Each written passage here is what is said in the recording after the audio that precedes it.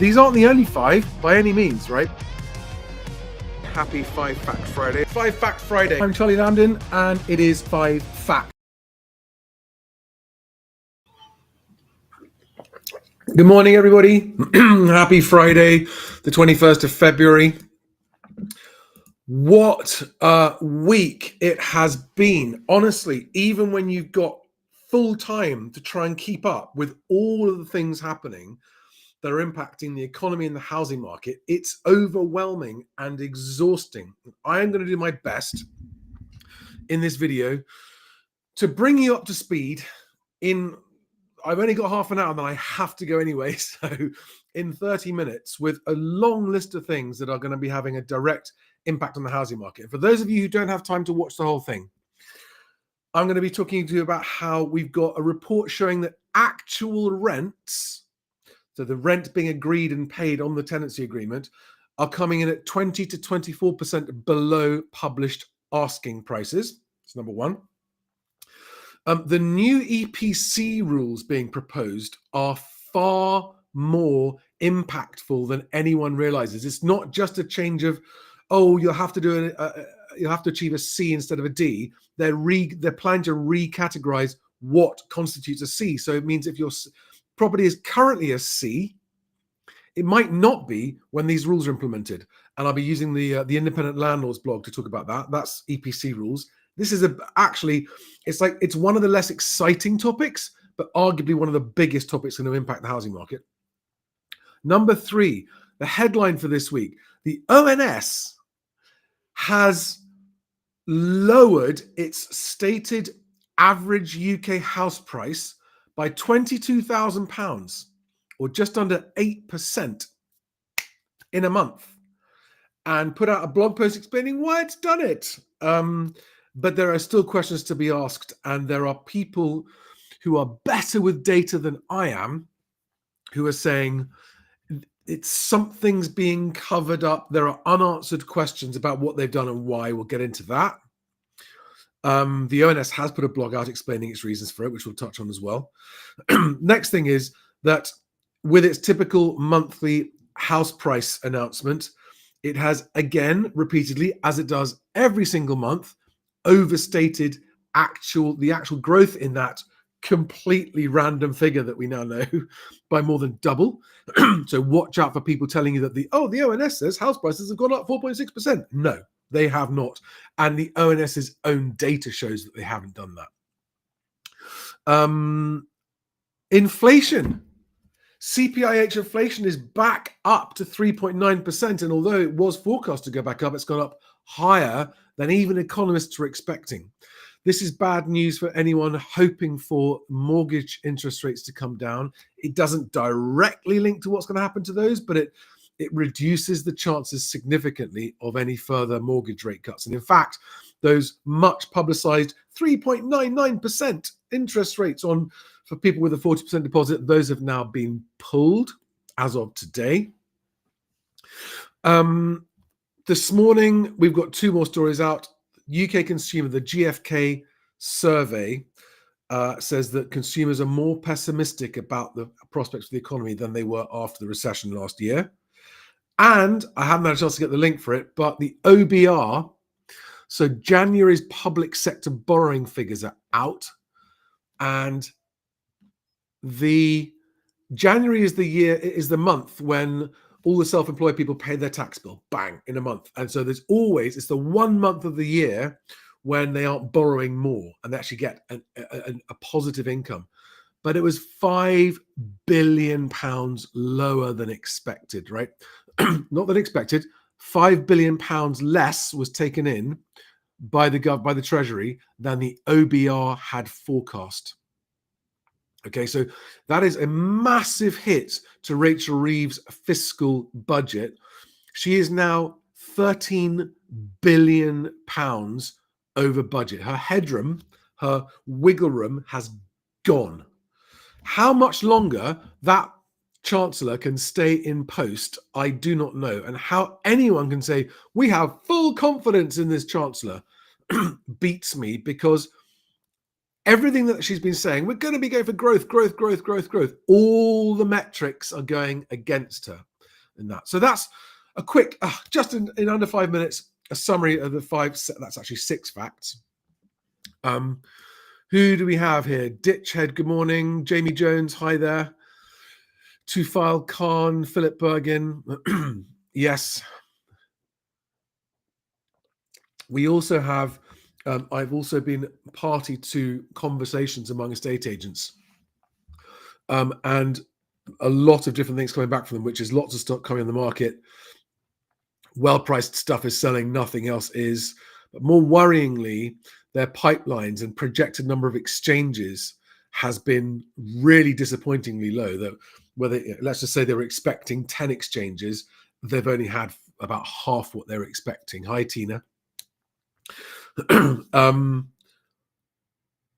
And both mortgage brokers and agents that I talk to have said that buyer inquiries in middle of February, where we are now, just getting towards the end of February, have actually suddenly kind of tailed off. Now, that's not a surprise to those of us who knew that the stamp duty deadline is looming on the 1st of April, which is just going to kill housing market activity. It's going to really knock it hard. And B, with this week after week, worse and worse and worse employment and economic news, that's just going to kill demand. And of course, with that news of inflation going back up, that's also not going to help buyer activity. So for sellers on the market still waiting for just that one buyer, we just need that one buyer who's going to walk in and pay whatever he asks. The market's moving further and further away for those kind of sellers, sadly. Third 77 on YouTube says prices in London and the Southeast are in free fall. Now, I only say that because there is no cold, hard evidence of what's happening. That's not true. There is cold, hard evidence of what's happening, but we don't get to see it. The cold, hard evidence of what's happening in house prices is HMRC's stamp duty data, where they have every single house price transaction recorded. The exact property, the exact price it's sold at. Within 2 weeks of completion, they get that. Right? So there is evidence of what's happening with house prices, but it isn't being released. What we get instead is the ONS's. I'm trying to think of a word that isn't a rude word to use to describe what their average house price index. It's just useless. Let's get into the thing. Let's start with fact number 1. There's a lot to get through here, and I haven't got very long, so I'm going to have to crack through it as fast as I can. So this is from a company called Goodlord. Goodlord is a referencing provider and a supplier of various services to estate agents. And they do a rental market survey every month. And this is the bit that I thought was most interesting. Confirmed rental prices significantly undercut advertised prices. And so they compare the rental averages published as part of Rightmove with the confirmed rental prices monitored by Goodlord Rental. And they know exactly what the actual prices paid are, because they are helping out with the tenant application. They know the price that's actually been agreed. Okay. And this is saying that this has shown that average confirmed rental cost per property during the last quarter of 2024 could be up to 20% less than advertised costs for tenants. And in London, 24%. All right. So what that's saying to you is if you're a tenant out there looking at advertised rental prices, do not despair. This would suggest that landlords are pricing their rental properties as over-optimistically as sellers are, and actual rental paid prices are coming in at 20% below asking prices as published by Rightmove. Also, by the way, of interest on this report was the voids. So rental voids hit the highest since 2021, going from 21 days in December to 24 days in January. Right? This points to a softening of demand in the market. Well, that's not surprising when you look at what's happening in the jobs in the economy and that kind of stuff. There's been a softening of demand for quite some time. It's going to continue for quite some time. Kicking Mustang says, economagicians. employed by government who use maths to make data fit the government's narrative. Yeah, absolutely. Right, so that's fact number one, is that rents, actual rents being paid, are 20% below what they're asking outside London and 24% below in London. Right, next one. The proposed new EPC energy efficiency rules for landlords are explained by Suzanne Smith, the independent landlord. The links to all of these pages are in the description below this video. Go and have a look. I'm not going to go into this one in too much detail, other than to say that especially if you are a landlord, but also if you just own a property, Suzanne, in her newsletter that comes out, which she sends out to her newsletter subscribers, says it's difficult to overstate just how important it is for landlords to understand the government's proposals on changes to EPCs and the minimum energy efficiency. Oh, whoops, I'm showing the wrong. There we are. Energy efficiency standards for landlords. Yes, these are just proposals that are out to consultation, but the direction of travel is clear. We all need, this is the key part. We the landlords all need to decide what we would do to continue in business if the rules change as currently proposed. And on Suzanne's page on the website, she has a video where she actually goes and spells out the changes in detail. And I recommend anyone who wants to know about that goes and has a look. If you're involved, if EPCs affect your life in any way, go and have a look, because it's not making the news headlines, this, and it's a really, really big factor. Right, on to the next one. The ONS. I'm just going to show you that. So Mark Tabret, who's a longtime follower who shares his data with me, and he actually emails it to me. We've never actually spoken. We've emailed, never had a conversation. But I want to show you what Mark was posting on X yesterday. So Mark takes all of the ONS's housing weighting, so all of their raw data, and puts together his own data to show what they're doing and how they're changing things. But this is the graph, which is the best single visual indicator of what just happened to house prices, to average house prices. So this is a graph that Mark has produced that's made purely of the ONS's own data for the whole of the UK. And no, that's not a mistake. What you are seeing on there is what they've just done, right? That crazy big up and then a drop, that is what the ONS is saying has happened to average house prices. Now, we don't know for certain yet, and in this thread on X, which I've linked to below, so you can go to this thread and see the conversations between Mark, myself, and Housing Stig, Alex. Okay, let's just have a look at some of the things that were said. Okay. So he's responding to Duncan Cowan, saying, I actually think you're right, and they're seeing current prices crash, so have reduced past data to make it look less bad. Those are flat prices. This is flat prices. So flats have been revised down 16%. Right? Flat prices have been, average flat prices from the ONS have been revised down 16%.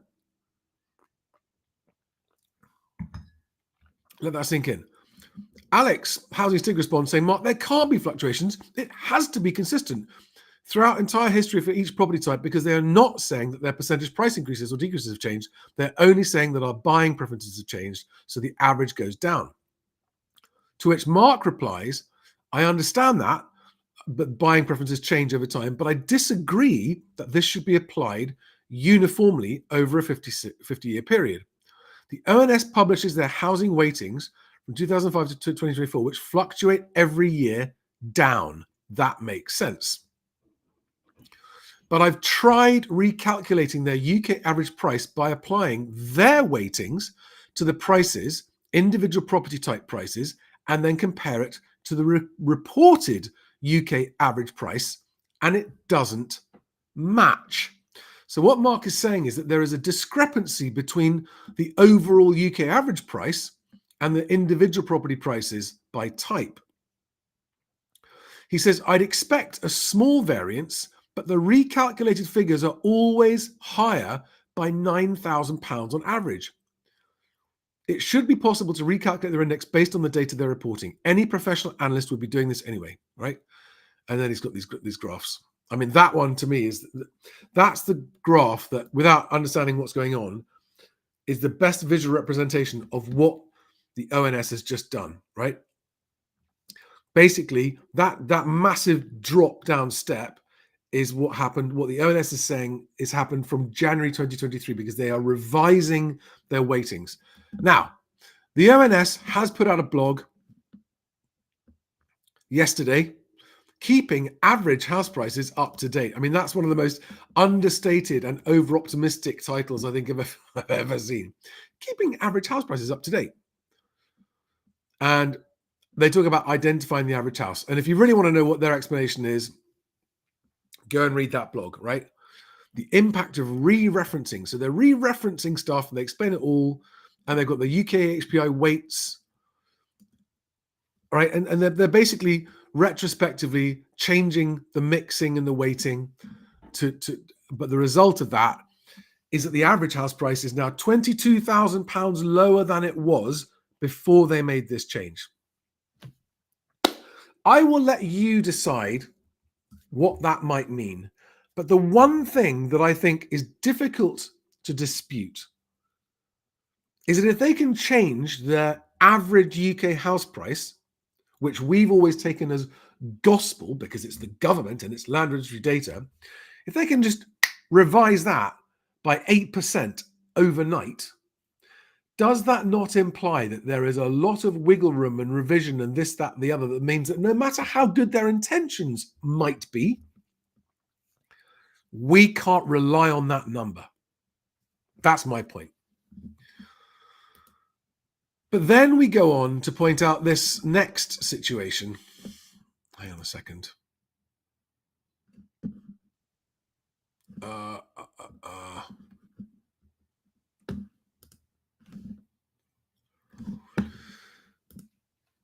So we're now on to fact number 4, which is the yearly price. They're saying the annual price change for property in the UK was 4.6% up year on year from December 23 to December 24. That is a provably false statement when using the ONS's own data. I will keep repeating this because it's so important that everyone understands this, because they are comparing a provisional unrevised estimate for December 2024 with a revised and almost complete number for December 2023, which is revised down from their last year's bulletin. So they are comparing a revised down figure with an unrevised figure. And the difference between the revised down figure and the unrevised figure is 4.6%.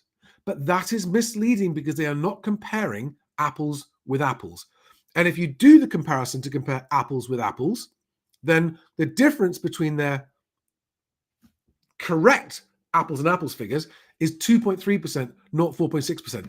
But that is still 2.3% on a national average figure that, as we've just seen, is all over the place in this calculation anyway. In other words, whilst we can rely on the land registry for individual sold house prices by address once they finally publish them, we cannot rely on the national average ONS figures.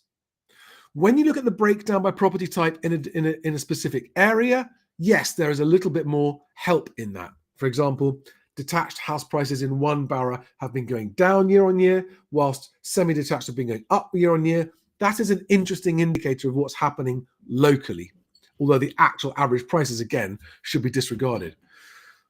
So there's that, right? The ONS has overstated yearly growth by double. And that is and what really frustrates me is how not a single journalist will pick this up, even though the government data is there for them to use. So all they have to do is go and report that government data shows that that figure is not true. Using governments, it's not anyone's weird conspiracy theory. It's not some doom-monger thing. It is there in their published data. And what's happening is that journalists are not questioning the headlines being put out by the ONS. It's extremely frustrating. It's extremely frustrating that not a single journalist will do that properly when the data is there for them to go and look at. Right, next up we have inflation.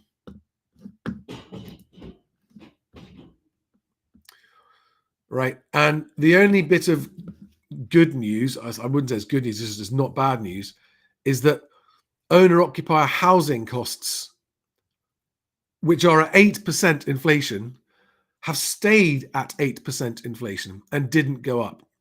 But CPI and CPIH have gone up from 2.5% to 3% in 1 month. That's a 0.5% jump in a month. That's a big jump. That's a steep climb. And CPIH has gone up from 3.5% to 3.9%. I'm sorry, that's probably too small for you to see on the screen. What does this mean? It's actually really bad news. But, you know, because it's not 11%, people think, well, that's nothing. We've had 11% and we survived that. Well, actually, our economy and our household budgets have not survived that and are currently being decimated by that. That is a sharp increase in inflation. And this means that the prospects of the 2 more interest rate cuts that the market was pricing in for this year are now less likely to happen.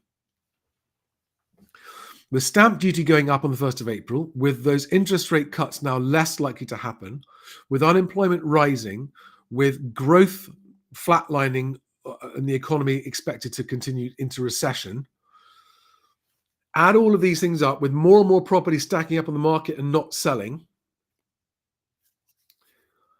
you can put 2 and 2 together and work out where the housing market's heading this year. It would just be so helpful, wouldn't it, if HMRC would just publish the actual prices, but they won't.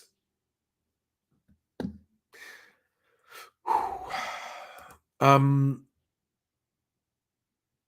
had one more thing to show you. Yeah, here we go. This is one little bonus fact. So this is last month's average house price index, right? Where last month in January, they reported on November's average house price. And average house prices in England rose to £306,000 in England. And then this month, they're saying that they increased to 291,000, but that's £15,000 less than November.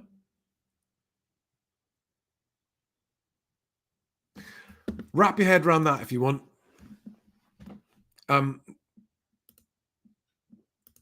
So links to all of that is below if you want to go and check it out.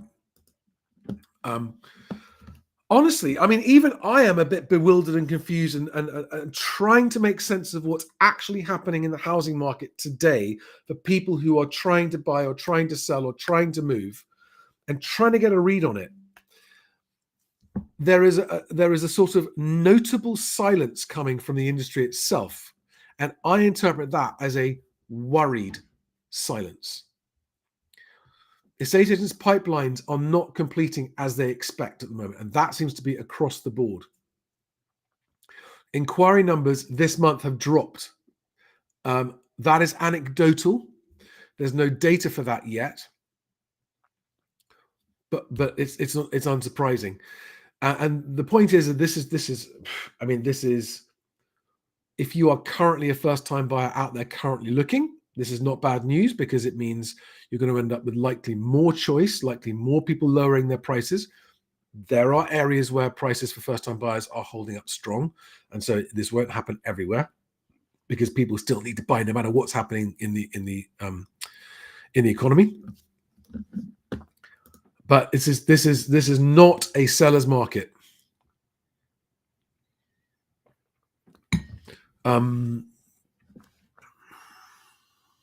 Here, kicking Mustang again. Up-to-date average house price equals moving the goalposts to align with government narrative. Yeah, this is exactly what I'm saying as well. The raw, up-to-date stamp duty data should be released, open source, which will allow us to dig into it and figure out what is really going on. Absolutely right. I wonder why they don't do that.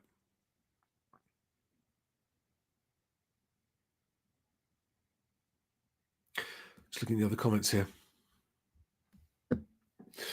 So, guys, I've got to wrap up in the next couple of minutes. I would like to just point out to those of you who are new here that if you're coming here and this is all housing market news, that's great, but you want housing advice on buying and selling, then go and look for my 10 golden rules for buyers and my 10 golden rules for sellers. Start there. And my offer email template, that is where you're going to get the most useful advice in the shortest amount of time from my content, right?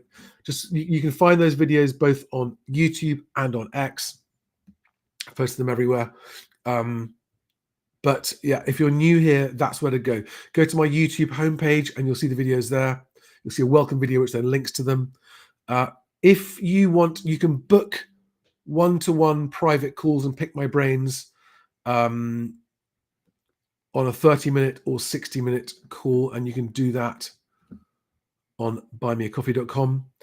The best place to go to find all of this stuff is there's a Linktree link in the description below here. And on my Linktree, there are links to all of these places that I can help you. All right. Just remember, if you're moving, the more prepared you are with your conveyancing and your finances up front, organized in advance, the better your chances of moving at a better price are, whether you're buying or selling. Okay. So make sure you've got your finances sorted out. Talk to an independent mortgage broker. Make sure you've got a conveyancer appointed, whether you're buying or selling, before you offer or before you accept an offer. If you're selling, bring your house to the market sale ready or contract ready, which means having a conveyancer prepare all the sale pack before you come to the market. And you can talk to my conveyancers, that link there. Have a chat with them and see if they can help you if you don't have one that you already know and trust. Never use a cheap conveyancer. There's lots more to. I'm sorry, guys. I'm distracted because I've got to rush off in a minute. But does anyone have any last minute questions before I go?